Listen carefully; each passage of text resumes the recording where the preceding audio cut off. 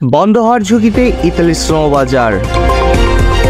ইতালির ভিসা পেতে লেগেছে 6 মাস থেকে 1 বছর।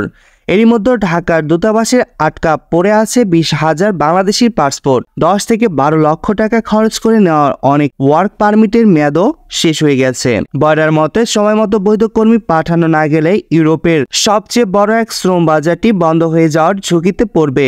অবৈধ পথে অভিবাসন শ্রম, ভিসা কেনাবেচা সহ দুর্নীতির কারণে 2012 সাল থেকে 2020 সাল পর্যন্ত টানা 8 বছর বাংলাদেশি কর্মী নিয়োগ প্রক্রিয়া বন্ধ রেখেছে ইতালি সরকার।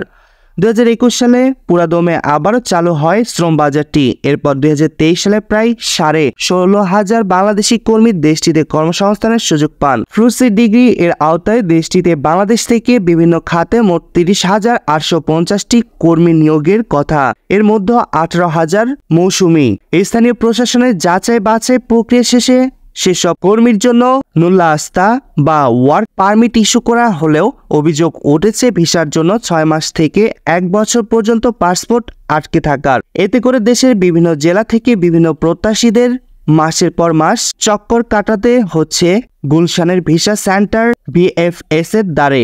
এদিকে প্রবাসী কল্যাণ প্রতিমন্ত্রী শফিকুর রহমান বলেন, বিষয়টি নিয়ে উদ্বেগের কথা ঢাকার ইতালি দূতাবাসকে জানানো হয়েছে।